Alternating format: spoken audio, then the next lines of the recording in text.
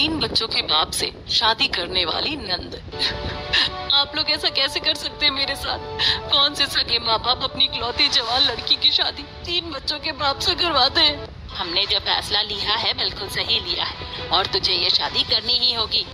आप लोग एक बार और सोच लीजिए, ये शीतल की पूरी जिंदगी का सवाल है। मुझे तो लगता है ये सब लोग पैसों की लालच में आ गए।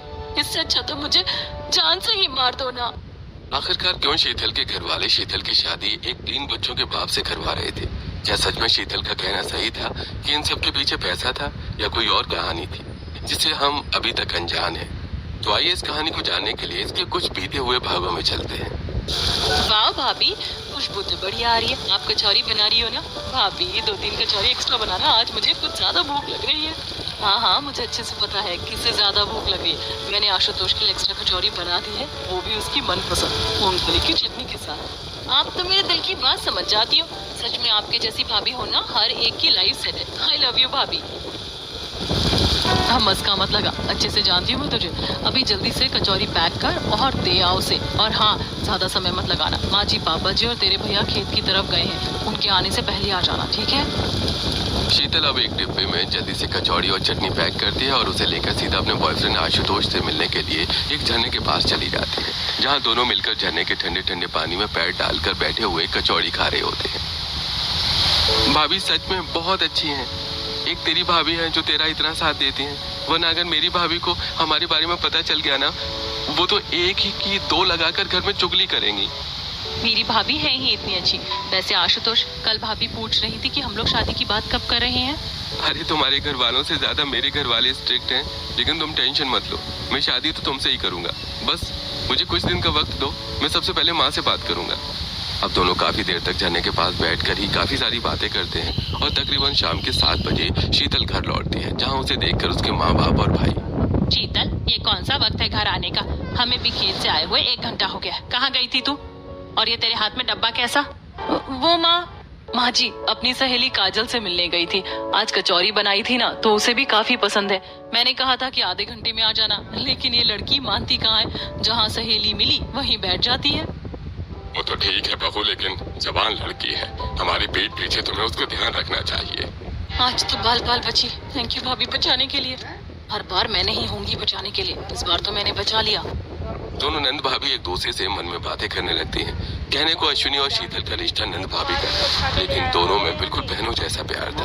भाभी आपके हाथों में तो जादू है। क्या मालिश करती हो आप? सिर का दर्द यूं ही गायब हो जाता है। देखना, शादी के बाद भी मैं आपसे मालिश करवाने आया करूंगी। शीतल, जब तुम्हारी शादी आशुतोष से होगी। आशुतोष ने अपने घर पर बात करी अभी तक? हाँ भाभी, वो कह रहा था कि बस कुछ दिन में बात करने वाला है। आप देखना, आशुतोष मुझसे ही शादी करेगा। भगवान करे तुम दोनों की शादी हो जाए और हमेशा ऐसे ही खुश रहो। जब तुम दोनों की शादी होगी ना, तो सबसे ज्यादा खुश मैं होंगी। शीतल और आशुतोष के इस रिश्ते को अश्विनी भी काफी ज्यादा सपोर्ट कर रही थी। इसी तरह दिन गुजर जाते हैं और आज शीतल के माता पिता शीतल के लिए एक रिश्ता लाते हैं। शीतल बेटा, तेरे लिए एक काफी अच्छे घराने से रिश्ता आया है।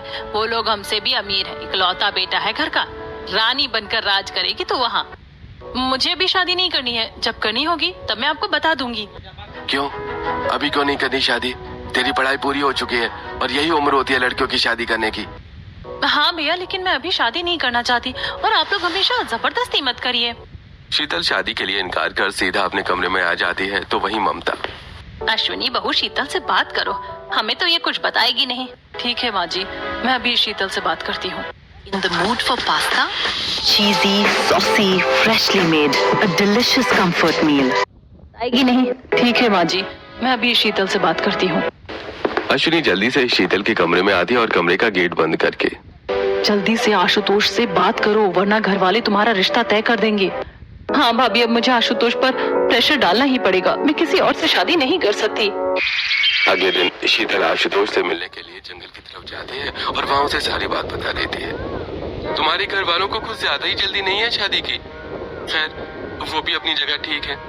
देखो तुम परेशान मत हो, मैं अपने घर पर बात करता हूँ। इससे पहले आशुतोष की तरफ से कोई जवाब आता, शीतल के माता पिता उसका रिश्ता तय कर देते हैं, जिससे शीतल काफी दुखी होती है। तो वहीं अश्विनी।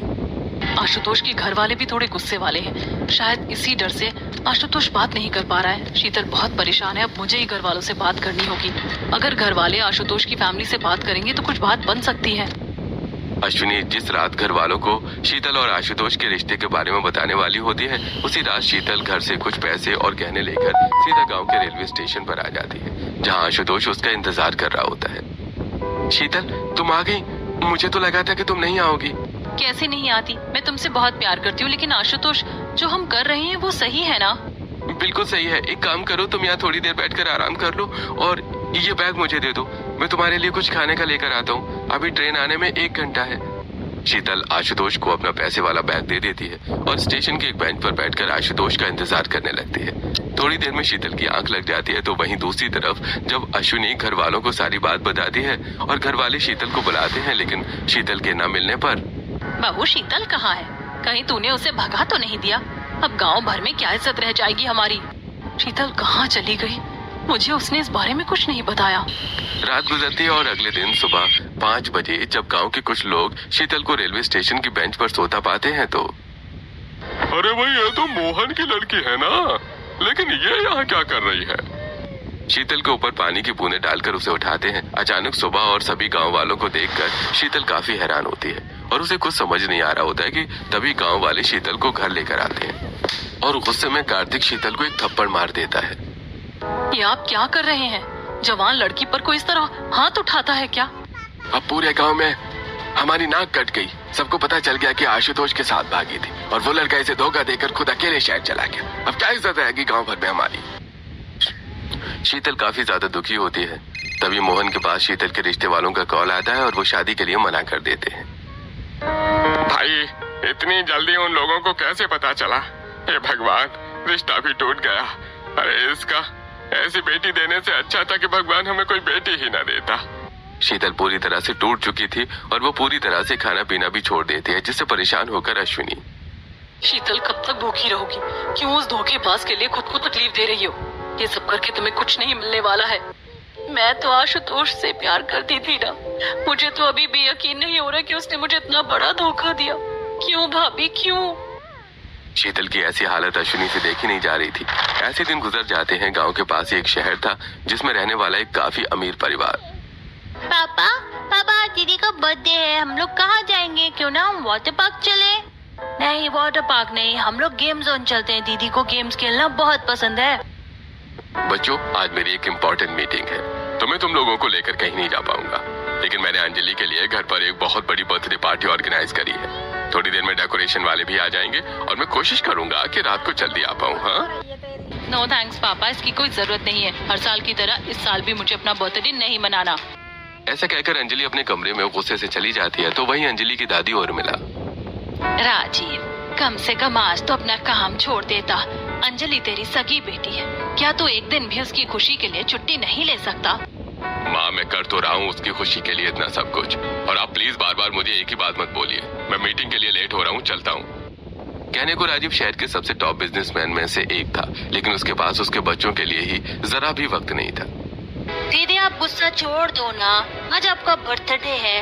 पापा नहीं है तो क्या हुआ, हम लोग कहीं बाहर चलते हैं। हाँ दीदी, और मैं तो आपके लिए गिफ्ट भी लाई हूँ। जब आप केक कट करोगी तभी मैं आपको दूंगी। अरे मेरी गुड़िया रानी, क्यों इतना गुस्सा हो रही है? चल, आज मैं ही तुम लोगों के साथ बाहर चलती हूँ। सबसे पहले हम आइसक्रीम खाएंगे। अपनी दादी और छोटे भाई बहन के कहने पर अंजलि मान जाती है। इसी तरह दिन गुजरते हैं। रात के तकरीबन 1 बजे राजीव घर आता है और हॉल में लगी अपनी मरी हुई बीवी एकता की तस्वीर को देखने लगता है कि तभी वहाँ उर्मिला आती है। राजीव, कब तक इस तस्वीर को देखता रहेगा? कुछ नहीं बदलने वाला। अपने लिए ना सही, लेकिन कम से कम अपने बच्चों के लिए तो दूसरी शादी कर।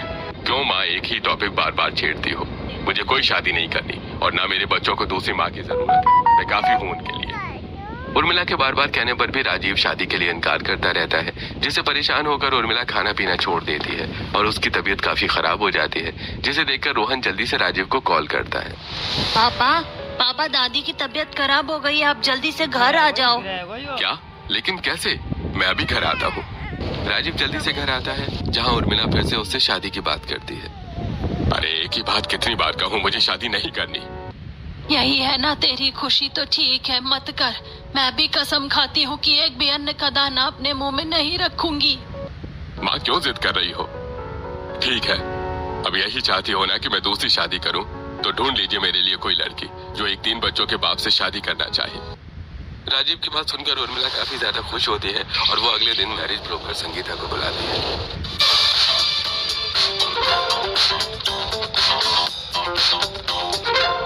ओ हीरो, शॉर्ट में थोड़ा एक्शन डाल।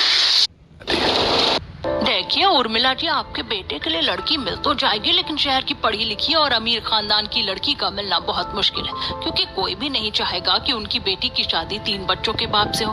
पर मेरी नजर में एक लड़की है, गांव से है, मिडिल क्लास फैमिली है। अगर आप कहें तो मैं उनसे बात करती हूँ। लड़की शहर से हो या गाँव से, मुझे उससे मतलब नहीं। बस मेरे बेटे और पोता पोती को संभाल ले, और कुछ नहीं चाहिए मुझे। संगीता कोई और नहीं बल्कि शीतल की दूर के रिश्ते की बुआ लगती थी। उर्मिला से बात करके अगले दिन ही संगीता शीतल के घर पहुंचती है और उसके माँ बाप के सामने राजीव का रिश्ता रखती है। देखिए भाई साहब, दूर की बहन हूँ आपकी, लेकिन फिर भी शीतल को अपनी बेटी की तरह प्यार किया है मैंने। उसने जो हरकत की है उसके बाद तो उसके लिए कोई कुंवारे लड़के का रिश्ता आने से रहा। मेरी बात मान जाइए और इस रिश्ते के लिए हाँ कर दीजिए। हाँ बहन, मेरी बेटी से गलती हुई है, लेकिन उसकी शादी में कैसे 3 बच्चों के बाप से कर दूं? मैं उसका सगा बाप हूँ ना कि सौतेला। आप सोच लीजिए, अच्छा खासा अमीर परिवार है, आपकी बेटी को किसी भी चीज की कमी नहीं होगी, बाकी आपकी मर्जी। शीतल की हरकत के बाद उसके लिए कोई भी रिश्ता नहीं आ रहा था, तो वहीं जवान लड़की को कोई भी माँ बाप कब तक घर पर बिठा कर रखते, इसलिए वो इस रिश्ते के लिए मान जाते हैं। लेकिन जब इस बारे में शीतल और अश्विनी को पता चलता है तो लोग अमीर हैं, इसीलिए आप मेरी शादी उसके साथ कर रहे हैं ना, ताकि आप लोगों को पैसा मिल सके। तूने जो हरकत की है ना, उसके बाद से कोई तुझसे शादी करना नहीं चाहता। आसपास के गांव में भी बात फैल गई है, तो इसलिए अब तुझे ये शादी करनी ही पड़ेगी। एक बार तो हमारी नाक कटवा चुकी है, कम से कम इस बार तो हमारी इज्जत रख ले। शीतल कुछ नहीं कर पाती और शादी के लिए हाँ कर देती है। और अब रात में अश्विनी शीतल से मिलने कमरे में जाती है। शीतल, तुम क्यों ये शादी के लिए हाँ कर रही हो? मैं घर वालों से बात करूंगी, एक अच्छा लड़का डिजर्व करती हो तुम, ऐसे अपनी जिंदगी बर्बाद मत करो। मैं क्या कर सकती हूँ भाभी, माँ पापा ने अगर ये फैसला लिया है तो कुछ सोच समझ कर ही लिया होगा, और वैसे भी तो वो सही है अपनी जगह। मेरी हरकत के बाद पूरे गांव भर में बदनामी हो गई है, कौन ही लड़का मुझसे शादी करेगा। ठीक है शीतल, तुम्हें जो सही लगे वो करो। भगवान से प्रार्थना करूंगी कि तुम जहाँ भी रहो बस खुश रहो। ऐसे ही दिन बीतता है और शादी का दिन आ जाता है। बारात आ जाती है और अश्विनी शीतल को लेकर नीचे आती है, और अब सारे रीति रिवाज के साथ शीतल और राजीव की शादी होने लगती है। और अब आखिरकार शीतल अपने मायके से विदा होकर अपने शहरी ससुराल आ जाती है। उसकी दादी सास उसका गृह प्रवेश करते हैं और साथ में उसके तीनों बच्चे भी खड़े होते हैं। एक काम करो, तुम यहीं पर बेड पर सो जाओ, मैं यहाँ पर सोफे पर सो जाता हूँ। नहीं नहीं, मैं सोफे पर सो जाऊंगी, आप बेड पर सो जाइए। तुम लड़की हो, अच्छा नहीं लगता, तुम ही आराम से सो जाओ, और किसी चीज की जरूरत हो तो मुझे बता देना। राजीव कपड़े चेंज करके अपना लैपटॉप लेता है और सोफे पर बैठकर काम करने लगता है, तो वहीं बिस्तर पर लेटी लेटी शीतल ये देख मन ही मन में, ये कैसा आदमी है, आज इसकी सुहाग रात है और ये है कि काम करने में लगा है। चलो अच्छा है, मैं तो खामखा परेशान हो रही थी कि मैं इसे कैसे रोकूंगी अपने पास आने से, लेकिन ये तो खुद ही दूरी बना रहा है।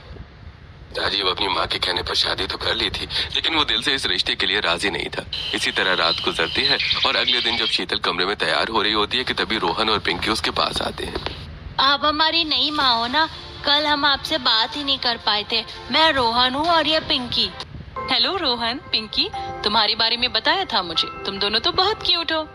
वो तो हम हैं, और मैं कुछ ज्यादा क्यूट हूँ। चलो हम आपको पूरा घर दिखाते हैं। शीतल भी शादी से खुश नहीं थी, लेकिन वो बच्चों के साथ काफी प्यार से पेश आ रही थी। दोनों बच्चों का हाथ पकड़कर शीतल अब पूरा घर देखने लगती है कि तभी सामने से आ रही अंजलि शीतल को देखकर मुंह बनाकर चली जाती है। ये देखकर शीतल, अरे इसे क्या हुआ, इसने मुंह क्यों बना लिया? शीतल इतना सोच रही होती है कि तभी उर्मिला वहाँ आ जाती है। बहू तो मुठ कर तैयार भी हो गई, और इन दोनों बंदरों ने तुम्हें ज्यादा परेशान तो नहीं किया? नहीं माँ जी, ये तो बस मुझे घर दिखा रहे थे। वैसे आज मेरी पहली रसोई की रस्म है ना, आप मुझे बता दीजिए कि किस किस को क्या क्या पसंद है, मैं वो बना दूंगी। तुमने तो मेरे दिल की बात कह दी। राजीव को तो राजमा चावल बहुत पसंद है, और इन दोनों को कचौड़ी, और अंजलि को मिक्स वेज बहुत पसंद है, और मेरे लिए तो तू सिर्फ कढ़ी चावल बना दे। शीतल रसोई में जाती है और घर में सभी की पसंद के पकवान बनाने लगती है। थोड़ी देर में शीतल सारे पकवान बनाकर तैयार कर देती है, और जब सब डाइनिंग टेबल पर खाना खा रहे होते हैं तो शीतल बहू, सिर्फ खुशबू ही नहीं, स्वाद भी बिल्कुल उम्दा है खाने का। हाँ नहीं मम्मी, खाना बहुत अच्छा है। क्यों अंजलि दीदी, आपको भी अच्छा लगा ना? इतना भी कुछ खास नहीं है, एवरेज ही है। अंजलि, खाना इतना अच्छा तो बना है, अगर तारीफ नहीं कर सकती तो बुराई करने की भी कोई जरूरत नहीं है। आप तो बस मुझ पर ही गुस्सा करते रहो। आज आपकी वजह से पापा ने मुझसे इस तरह से बात की। अब तो आप खुश हो ना? इतना कहकर अंजलि गुस्से में अपने कमरे में चली जाती है। यह सब देखकर शीतल को कहीं न कहीं अब राजीव के परिवार के हालातों के बारे में पता चल रहा था। थोड़ी देर बाद शीतल अपनी भाभी अश्विनी को कॉल करती है। कैसी हो शीतल?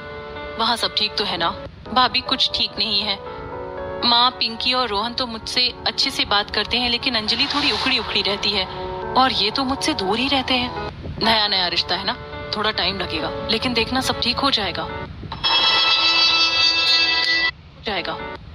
अब इसी तरह दिन गुजर जाते हैं। रात का वक्त होता है। राजीव ऑफिस से आया होता है और फिर से एक बार हॉल में लगी अपनी बीवी की तस्वीर को देखने लगता है कि तभी वहाँ शीतल आ जाती है। ये तो इनकी मरी हुई पत्नी की तस्वीर है। माँ जी ने बताया था। मुझे लगता है इन्हें बहुत याद आ रही है इनकी। राजीव को दिलासा देने के लिए उसके पास जाती है। आपको उनकी बहुत याद आ रही है। आप बहुत प्यार करते थे ना इनसे? वैसे क्या हुआ था इन्हें? तुम्हें इससे मतलब? मेरी पर्सनल लाइफ में इंटरफेयर करने की कोई जरूरत नहीं है, समझे तुम? राजीव की ऐसी बातें सुनकर शीतल को काफी बुरा लगता है। शीतल हर तरह से इस रिश्ते को निभाने की कोशिश कर रही थी, लेकिन राजीव उसे हमेशा उखड़ा ही रहता था। इसी तरह महीना भर गुजरता है और आज शीतल और राजीव की फर्स्ट मंथ एनिवर्सरी होती है। आज हमारी शादी को पूरा 1 महीना हो गया है। भाभी बता रही थी कि आज हमें मंदिर जाना चाहिए। मेरे पास तो टाइम है नहीं। तो तुम कुछ पैसे रखो, मंदिर में चली जाना और अपने लिए कोई गिफ्ट भी ले लेना। जब एनिवर्सरी हम दोनों की है तो मैं अकेले जाकर क्या करूंगी? क्या आप एक दिन की भी छुट्टी नहीं ले सकते? और आप तो खुद मालिक हैं ना। मालिक को ही सबसे ज्यादा काम करना पड़ता है, तुम क्या समझोगी? खैर छोड़ो, ये लो पैसे। शीतल मुंह बनाकर खुद ही अब शॉपिंग के लिए चली जाती है। शॉपिंग करके शीतल जब घर लौट रही होती है तो मोहल्ले की कुछ औरतें, अरे यही है ना वो राजीव की पत्नी? बताओ, दिखने में तो बिल्कुल ठीक है, तो क्या जरूरत थी 3 बच्चों के बाप से शादी करने की? जरूर कुछ ना कुछ खोट होगा इसमें। कहां से माँ बाप अपनी लड़की की 3 बच्चों के बाप से शादी करवा देते हैं? उन दोनों औरतों की बात सुनकर उसे काफी गुस्सा आता है और अब जैसे ही शीतल घर लौटती है तो देखती है कि अंजलि और राजीव की लड़ाई हो रही है। आपके पास तो अपनी बेटी के लिए ही टाइम नहीं है। आप जानते भी हैं कि क्या चल रहा है मेरी लाइफ में आजकल। नहीं, आपको तो मतलब ही नहीं है। बेस्ट स्कूल, कोचिंग, एकेडमी सब दे रहा हूँ तुम लोगों को, किसी भी चीज की कमी नहीं है, तो फिर क्यों ये शिकायत है? राजीव और अंजलि के बीच इस तरह का तनाव देखकर शीतल उर्मिला से इस बारे में पूछ रही होती है। काम की वजह से राजीव इतना बिजी रहता है कि बच्चों को समय ही नहीं दे पाता। पिंकी और रोहन तो छोटे हैं, इसीलिए उन्हें इतना पता नहीं चलता, लेकिन अंजलि को बहुत कमी खलती है अपने पापा की। उर्मिला की सारी बातें सुनकर शीतल को अंजलि के लिए काफी बुरा लगता है और आज शीतल जब अश्विनी से कॉल पर बात कर रही होती है। मेरे ख्याल से तुम्हें इन बाप बेटी के रिश्ते को ठीक करना होगा। क्या पता इनका रिश्ता ठीक करने से तुम्हारा रिश्ता भी सुधर जाए। अब ये तो नहीं पता भाभी, लेकिन जितनी हो सकेगी मैं उतनी कोशिश करूंगी। इसी तरह 2 दिन गुजरते हैं और आज अंजलि का स्कूल में बास्केटबॉल कंपटीशन होता है। तो वहीं शीतल जब राजीव को इस बारे में बताने जाती है। हाँ मुझे पता है, तुम माँ और बच्चे चले जाना। आप नहीं जाएंगे? हाँ, आप क्यों जाएंगे? आपके लिए तो अपना बिजनेस, अपनी मीटिंग इम्पोर्टेंट है ना।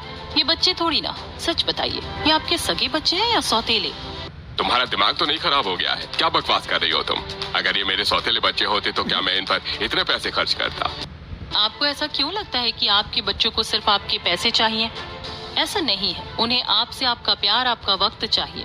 और अगर आप अपने बच्चों को ये नहीं दे सकते ना, तो लानत है आपके बाप होने पर। आपको पता भी है आपके बच्चों की जिंदगी में क्या चल रहा है, उन्हें क्या पसंद है क्या नहीं, उनकी पढ़ाई कैसी चल रही है। नहीं, आप तो बस एक पैसा कमाने वाली मशीन बन चुके हैं और वही बनी रहिए। शीतल की ऐसी बातें सुनकर राजीव चुप हो जाता है और उसे कुछ नहीं कहता। कुछ देर में घर के सभी लोग अंजलि के बास्केटबॉल कंपटीशन के लिए निकल जाते हैं और जब अंजलि स्टेडियम में खड़ी होती है तो सबके पापा आए सिवाय मेरे पापा के। मुझे तो पता ही था। कोई बात नहीं अंजलि, तेरी बाकी फैमिली तो है ना।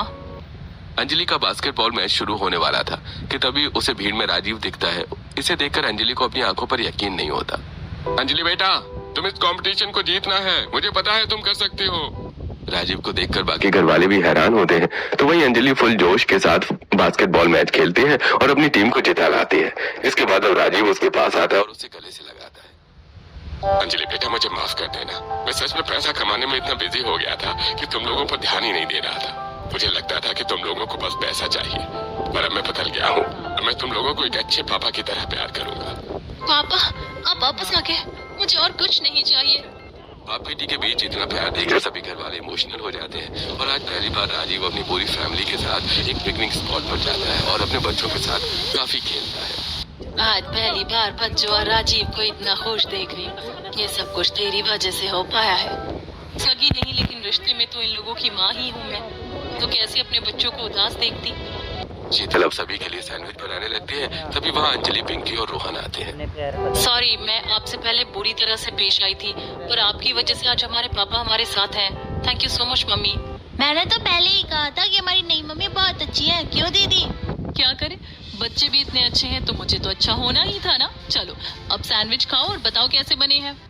शीतल अंजलि का प्यार पाकर बहुत खुश होती है और एक अच्छी माँ की तरह राजीव के तीनों बच्चों का ध्यान रख रही थी, तो वहीं बहू बनकर उर्मिला को भी संभालती है। अब धीरे धीरे करके राजीव के दिल में कहीं ना कहीं शीतल के लिए फीलिंग्स डेवलप हो रही थी। इसी तरह अब कुछ दिन और गुजर जाते हैं। शीतल पास के मॉल में कुछ सामान लेने के लिए आई थी कि तभी उसकी मुलाकात आशुतोष से होती है, जिसे देखकर शीतल को अपनी आंखों पर यकीन नहीं होता। शीतल, तुम यहाँ, और ये तुमने शादी कर ली? और नहीं तो क्या करती मैं, तुम जैसे धोखेबाज इंसान का इंतजार करती। तुम्हारी वजह से पूरे गांव में मेरे परिवार की नाक कट गई। मेरी शादी भी सब तुम्हारी वजह से ही हुई है। शीतल, मैं धोखेबाज नहीं हूँ। तुम्हें नहीं पता कि उस रात मेरे साथ क्या हुआ था? आशुतोष रेलवे स्टेशन पर बिठाकर खाना लेने के लिए गया होता है कि तभी रास्ते में आशुतोष का बाप शैलेश उसे पकड़ लेता है। अरे बहुत अच्छा हुआ कि तेरे भाभी ने तुझे घर से भागते हुए देख लिया था।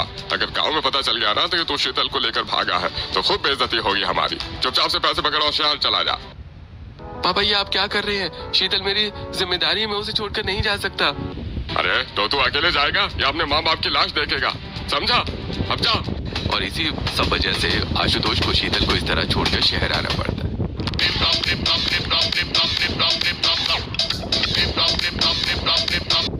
इसी सब वजह से आशुतोष को शीतल को इस तरह छोड़कर शहर आना पड़ता है। मजबूरी के कारण मैं वापस गांव नहीं आ पाया कुछ दिनों तक। शीतल, मैं जानता हूँ कि तुम इस शादी से खुश नहीं होगी। प्लीज शीतल, वापस आ जाओ प्लीज। शीतल आशुतोष की किसी बात का जवाब नहीं देती है। उसके बाद शीतल जब घर आती है तो देखती है कि हर दिन की तरह आज भी राजीव काम में बिजी है। मुझे नहीं लगता कि राजीव और मेरे रिश्ते में कभी कुछ हो पाएगा। शायद भगवान यही चाहता है कि मैं आशुतोष के पास वापस चली जाऊं। राजीव की तरफ से कोई रिस्पांस न मिलने पर अब शीतल आशुतोष के साथ घूमना फिरना शुरू कर देती है। और आज भी जब शीतल देर रात आशुतोष के साथ घूमकर घर आई तो अरे शीतल, तुम कहाँ थी? तुम्हें मैंने कितने कॉल किए। मैंने सोचा था कि आज हम कहीं बाहर चलेंगे। वो मैं कुछ काम से गई थी, सॉरी। अरे अरे कोई बात नहीं, तुम थक गई होगी ना, आराम कर लो, हम फिर कभी चलेंगे। राजीव शीतल के लिए पानी लेकर आता है और धीरे धीरे कहीं ना कहीं शीतल को भी राजीव का प्यार दिखने लगता है। हे भगवान, क्या हो रहा है ये? आजकल मेरी इतनी परवाह क्यों कर रहे हैं? कभी कभी घुमाने ले जाते हैं, कभी कोई गिफ्ट ले आते हैं। अब जब मैं आशुतोष के साथ खुश हूँ तो राजीव के दिल में मेरे लिए फीलिंग्स क्यों आ रही हैं? शीतल काफी परेशान हो रही होती है और उसे कुछ समझ नहीं आता। इसी तरह 2 से 3 दिन और गुजरते हैं और आज गांव में अश्विनी शीतल से मिलने के लिए आई होती है। अपनी भाभी से मिलकर शीतल काफी खुश होती है और अब डरते डरते शीतल अश्विनी को सारी बात बता देती है, जिसे सुनकर शीतल, एक बार पहले भी तुमसे गलती हो चुकी है, अब वही गलती दोबारा मत दोहराओ। भले ही आशुतोष तुमसे प्यार करता हो, लेकिन अब राजीव तुम्हारा पति है। पर तुम ही तो कह रही हो कि वो अब तुम्हारे लिए चीजें करता है। प्लीज अपना रिश्ता मत बिगाड़ो।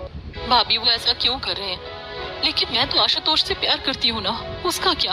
और आप ही तो कहती थी कि शादी के पीछे होने का कोई ना कोई मकसद है।